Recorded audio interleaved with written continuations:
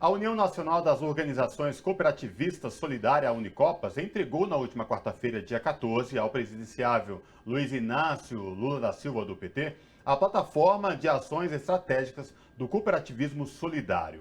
O documento reúne propostas para a construção de um modelo econômico alternativo aos modelos de produção atuais, a partir da economia solidária e do cooperativismo para solucionar problemas atuais como o desemprego e a fome.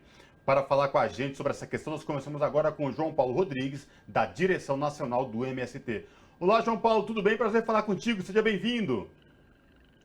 Eu que agradeço o convite, muito feliz sempre estar aqui com vocês, nessa audiência muito boa, em especial para falar do momento importante que foi esse encontro do cooperativismo com. Maravilha. E, João Paulo, a gente sabe que, né, as cooperativas de todo o Brasil, o cooperativismo, sofreu muito na gestão desse atual governo. Este documento, essa reunião que vocês tiveram com o presidenciável Luiz Inácio Lula da Silva, entregando esse documento, é um momento muito importante, porque sela aquilo que vocês pensam e trabalhar para um futuro sobre economia solidária, sobre emprego, acabar com a fome no país, é isso mesmo? Sem dúvida nenhuma, foi um encontro que reuniu mais de 530 cooperativas. Eu acho que foi o maior encontro de cooperativismo do setor que envolve a agricultura familiar, pequena agroindústria, cooperativa de microcrédito, catadores, cooperativas mistas de mulheres, de jovens. Foi um evento importantíssimo por isso.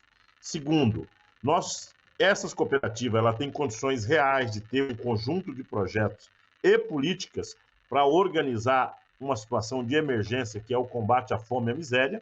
E, por fim, são cooperativas que têm na sua base uma geração de emprego muito grande. Portanto, o Lula tem a oportunidade de ter conhecido essa quantidade imensa de cooperativa que existe no nosso país. E, ao mesmo tempo, ter conseguido organizar uma agenda que pensa o futuro a partir de uma nova forma de organização da sociedade, que é uma parte delas envolvida no empreendedorismo, mas uma outra parte importante envolvida no empreendedorismo cooperativado, que é um grande elemento importante. Fora isso, é importante que os telespectadores da TVT possam acompanhar, que também estava junto o setor importante da economia solidária, que é um setor que ainda está numa fase inicial de organização, que sofreu muito com o golpe, com o governo, tanto do Bolsonaro, tanto do Temer, e que agora tem uma luz muito grande, ou um sol, que vai brilhar para todos nós e construir uma política de reorganização do cooperativismo no Brasil a partir das bases populares. João Paulo, a gente está falando desse processo, desse atual governo onde não houve apoio, onde não houve sistematização de políticas para esse setor, mas de fato esse setor vem resistindo, vem sobrevivendo e um setor, como você bem disse, muito ligado à agricultura, à produção de alimentos, muito responsável para que a situação da fome e da precariedade da vida da nossa população ficasse um pouco menos grave, né? Porque a maior parte dos alimentos que chega na nossa mesa, que chega à nossa população, inclusive mais pobre, vem desse setor da agricultura familiar, do trabalho, não do grande agro, né? Sem dúvida nenhuma. Olha, um dos pontos centrais foi tratar o tema da produção de alimentos e da fome. Mas você ter como exemplo, para vocês terem uma noção, hoje é pago um preço do litro de leite para um agricultor familiar aproximadamente R$ 2,00, R$ 1,80, quando se paga muito. E você vai comprar no supermercado, chega a pagar 7, 8, até R$ 10 do litro de leite. Essa diferença hoje fica com as grandes empresas do agronegócio, inclusive empresas transnacionais que atuam no ramo do leite. Com a cooperativa, ela tem condições de organizar a sua própria agroindústria, o seu próprio laticínio e ter o seu leite. E essa diferença do valor pago hoje seria dividido entre os cooperados, entre a base que produz, e você teria um leite de menor custo para o consumidor, em especial num período como fome. Não é razoável que um agricultor vende um litro de leite por R$ 1,50, R$ 1,80 e o consumidor final tem que pagar 7, 8 vezes a mais por esse mesmo litro de leite. Isso vale para o arroz, vale para o feijão, vale para toda a cesta básica que nós temos hoje. Por isso que ter cooperativas fortes, coordenada e organizada pelos seus próprios cooperados, uma cooperativa de um ponto de vista popular, é extremamente importante para a gente dar um salto de qualidade do ponto de vista do combate à fome. João Paulo, você tiver essa reunião, trataram do cooperativismo, trataram da economia solidária, entregar esse documento ao presidenciável. Essas organizações como organizadas na Unicopas também pretendem entregar esse documento a outros presidenciáveis? O que vocês pensam como isso? Ou eles têm alguma predisposição a receber o pessoal da Unicopas, do cooperativismo? Queria que você falasse sobre essa questão para a gente. Olha, esse primeiro encontro com o Lula foi ele que nos proporcionou esse encontro. Eu não acredito que haverá tempo para fazer encontro com as demais candidaturas, em especial tanto a do Ciro como a da Tebet, porque nós estamos num momento muito importante de, inclusive, pedir voto útil para a gente ganhar as eleições do primeiro turno. Agora, claro, se houvesse tempo e oportunidade em algum estado como esse, nós faríamos, sem dúvida nenhuma, a entrega do documento para o Ciro e para a Tebet e para os demais. Para o Bolsonaro, nós não tem nenhuma possibilidade de fazer isso, porque ele é contra o cooperativismo. Em nenhum momento ele apoiou a pequena agricultura familiar e, ao contrário, criou uma política de desmoralização das organizações da sociedade civil. João Paulo, queria falar com você agora sobre o cenário político. A gente teve uma pesquisa que saiu do Datafolha agora, nessa última semana, falando sobre violência política. Cerca de 67% dos entrevistados dizendo que tem medo de se posicionar politicamente com medo de serem agredidos fisicamente. Mas você, como uma liderança de um movimento tão importante, que é o Movimento dos Trabalhadores Sem Terra, tem visto a população se manifestar? Como tem sido a ida às ruas para falar de política nesse período de eleições? Olha, de fato, nós temos uma agenda muito ruim da violência, a agenda do golpismo, que ela é essencial para eles para poder fazer campanha. Nós tivemos incidentes isolados que preocupam, tanto em Foz do Iguaçu, como no Mato Grosso, com os assassinatos de pessoas vinculadas a eleitores do Lula, e tivemos ameaça por onde anda. Agora, nós não podemos deixar que as nossas bases, que a campanha como um todo, seja contaminado por esse ambiente de violência que só interessa o lado de lá, não interessa o lado de cá. Então, a mensagem que eu poderia deixar para o nosso povo, primeiro, nós não podemos ter medo deles.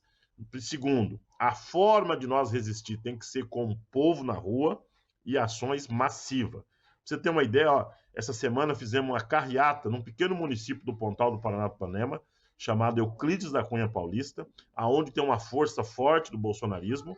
Quando nós fizemos essa carreata, nós foi o dobro do que eles fizeram, e de pronto você viu uma diminuição da pressão do bolsonarismo na cidade, porque eles viram que nós somos maioria. Esse tipo de ação tem que ser feito no país inteiro. Nós não podemos ter um medo deles porque eles têm arma ou porque eles têm dinheiro. A força do povo, historicamente, derrotou armas e derrotou recursos. E nós sabemos que o Lula está muito bem na pesquisa. Aqui no caso de São Paulo, o Haddad tem feito uma campanha brilhante. E diante disso, é que eu acho que nós vamos ter que ter muito cuidado nessa reta final, ter muita paciência, mas o que é principal é nós não sair das ruas, nós não permitir que eles inibem os nossos panfletos, as nossas bandeiras e, em especial, as nossas candidaturas de fazer mobilização. João Paulo, esse momento tão vivido, como você bem lembrou, que querem provocar essa questão de violência para amedrontar, é um momento muito delicado. Eu queria que você trouxesse para a gente, para os nossos telespectadores aqui da TVT e ouvintes da Rádio Brasil Atual, você que tem acompanhado aí o ex-presidente Lula, como é que foi essa semana? Ele esteve em 2 estados importantes, né? Teve em Minas e teve no Rio Grande do Sul. Teve algum percalço? Foi tranquilo? O que você pode falar para a gente? Não, pelo contrário, a campanha está indo muito bem. Nós não tivemos nenhum incidente grave, a não ser uma provocação aqui acolá, que é na natureza da campanha.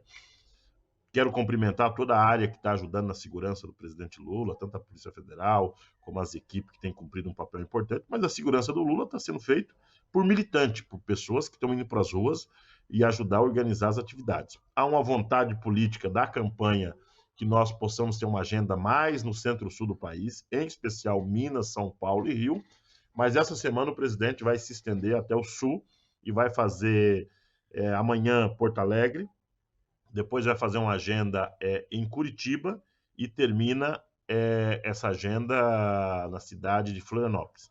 Ou seja, é um final de semana rico, com muitas mobilizações, com muitas agendas que vão acontecer ao longo desse final de semana. E a semana que vem eu imagino que vai ter uma agenda extensa de programas de TVs, de entrevista, ter um cuidado por parte da coordenação da campanha de cuidar da voz e do cansaço do presidente, que essa reta final exige muito, e ele tem que estar muito bem para as missões que vão ser feitas. Eu acho que é uma campanha bonita, democrática, me parece que o bolsonarismo está tomando juízo, né? E se dando conta que não tem como eles fazer campanha fora das 4 linhas, conforme eles gostam de dizer. Temos feito uma insistência grande para que o conjunto das organizações não largue as ruas, que elas continuem fazendo mobilização, e eu acredito que o importante é nós ter uma campanha que, ao final, o conjunto da democracia saia vencedora. João Paulo, você está percorrendo as cidades, está percorrendo o país. O que o povo tem falado da situação econômica do nosso país? A gente vê que os índices mudam, mas e a vida do trabalhador e da trabalhadora? Como tem sido? O que tem sido impactado por essas mudanças? Olha, é uma situação de muita pobreza, viu? Impressionante. Porque tem uma pobreza que é mais visível, que é o povo em situação de rua, ou as pessoas que estão numa situação de não ter o alimento.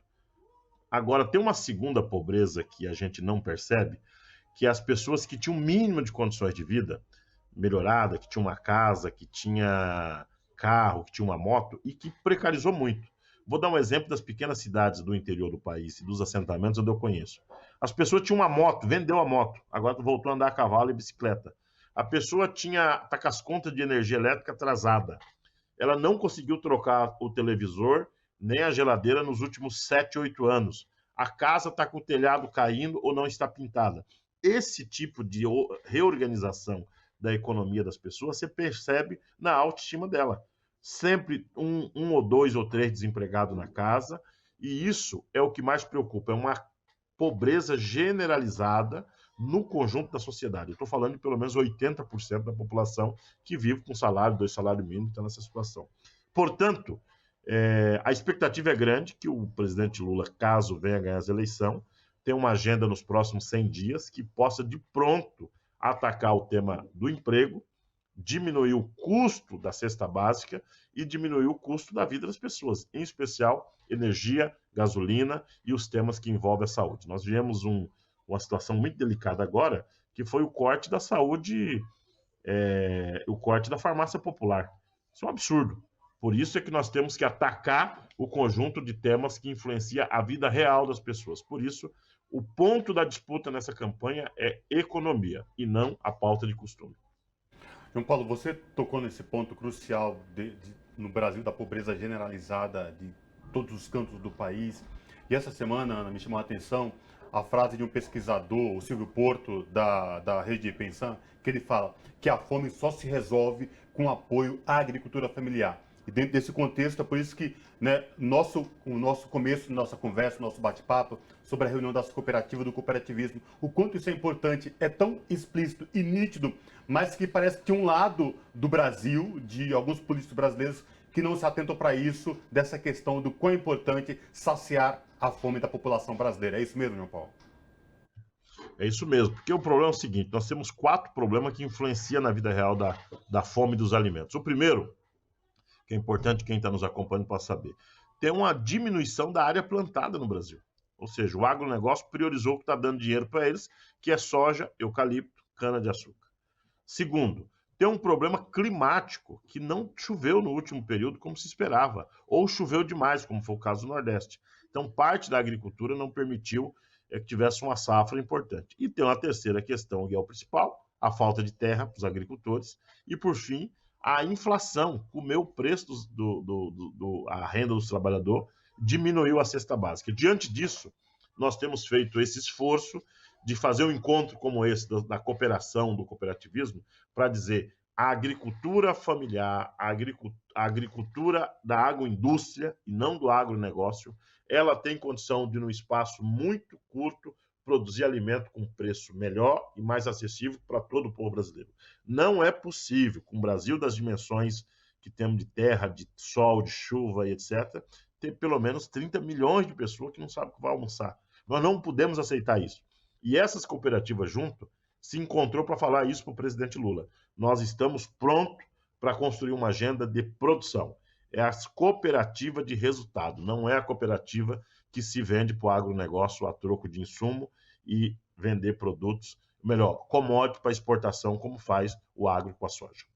É isso, então conversamos com o João Paulo Rodrigues, que é da direção nacional do MST, que é o Movimento dos Trabalhadores e Trabalhadores Sem Terra. Muito obrigada, João Paulo, pela sua participação aqui com a gente hoje. Eu que agradeço a oportunidade, viva a cooperação agrícola, viva cooperativismo do povo brasileiro. Abraço, João Paulo. Abraço.